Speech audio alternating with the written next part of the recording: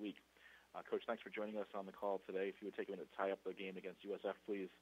Maybe a little more on Derek repeating his player of the week in the conference. And we expect to see you go make the short trip over to Dallas to face the Mustangs on Saturday, please. Yes, sir. Just very proud of the way our guys prepared for this game. It was a big day for us on campus to have a 2:30 national television game, and proud of the way our guys prepared and played for 4 quarters. And obviously, Derek had a sensational game and just continues to play at a high level. And so proud of the way he's playing and preparing, and as well as the other players on our team. But particularly just for him, he's prepared at such a high level. He's waited for this moment. He's doing such a great job, and he's just such a great person. It's a great testimony to him that with the success he's had the last 8 weeks, he's the same person that came in here summer of 16, and just so proud of him. So now it's on, it's over, it's time to move on, and we're back on the road again.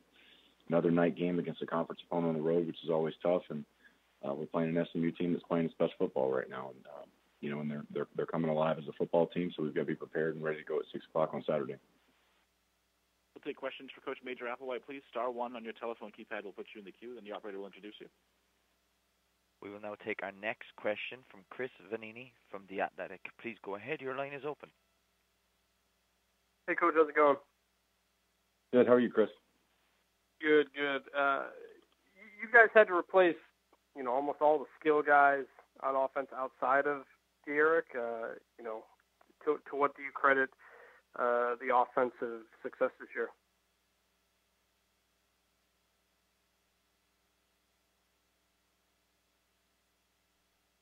You still have Coach on the line? I'm here. I just okay. Lost a lot of skill guys, and then I lost you after that. Okay. Oh, yeah. So, you lost a lot of skill guys outside of Derek. What's kind of been behind the offensive success? Well, I mean, the scheme is tremendous, and it's a combination. It's a combination of the scheme fitting our players' skills, and it's a combination of our players working hard and being diligent in their preparation. And it's a great scheme, fun scheme to play in. I mean, it's action packed. I mean, you have to have your eyes open at all times. We can call your number. It's aggressive, and the players are continuing to buy into it more and more every week, and they see the success that it can bring. And so as long as we just keep that same mentality, we hope to continue to have these same results. So just aggressive scheme, and then players buying into it and making sure that scheme works on game day. And kind of along those lines, you kind of talked about the impact that Kendall Browse has made. Your tempo is a little bit increased as well. Is that part of the scheme and what you guys wanted to do? Absolutely. I mean, and visiting with Kendall and with Randy during the interview process, it was, I feel like we have this as an offense, and we have these players at skill positions, and feel like your system and your expertise fits this offensive set of skill players the best, and our offensive line, and your knowledge and your experience and the tempo in which you play, it'll fit well in this league, and everything has gone well thus far. We just got to continue to stay humble and hungry and stay after those things. But there's no doubt that what Coach Browse and Coach Clements have brought in the run game and the passing game, the overall offense is, it's been huge for our football team this year. Huge. Thanks, Major. Yes, sir.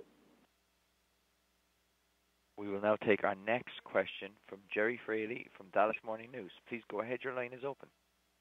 Great. Thank you, Major.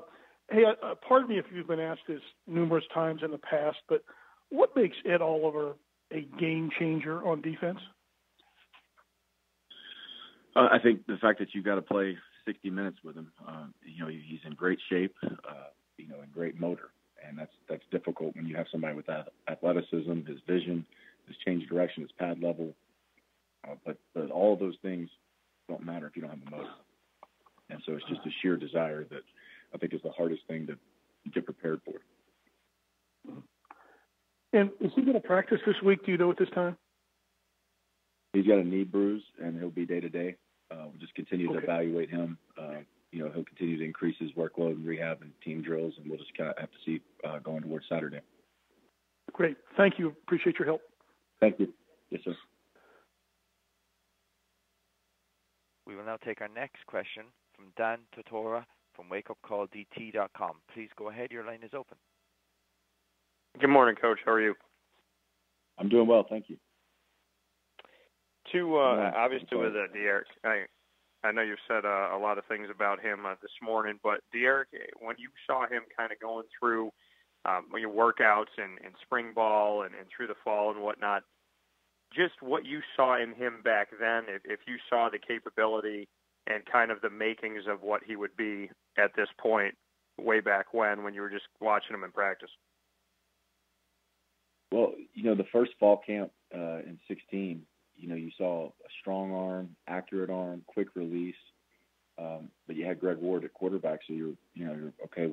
This guy's very intelligent, very passionate, great competitor. Where can we play De'Aaron?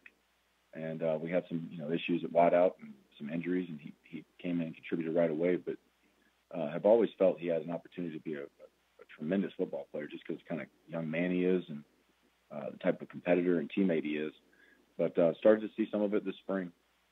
You see some of the new things, and with reps and with continual repetition, you see some of the anticipation increasing, the accuracy, arm strength, quick arm, all those things have always been there, but you just start seeing it fall in line and timing of the plays. And then you see the development, from when those guys work with themselves and do 7-on-7, stuff like that during the summer.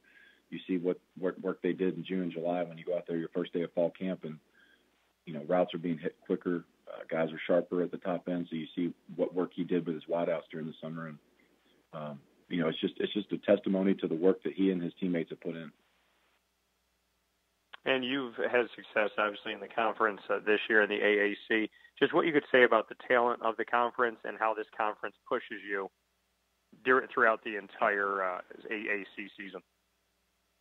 Absolutely. I mean, it's November now, and it's all conference games from here on out. There are no more non-conference games in our side of the league, so it's extremely competitive. There's great coaches. There's exceptional athletes. I mean, you can see that by the way our league's been drafted the last couple of years in terms of being right up there with some of the other major conferences. So there's great players in this league, great coaches, and there's some difficult spots to go and play on the road as well.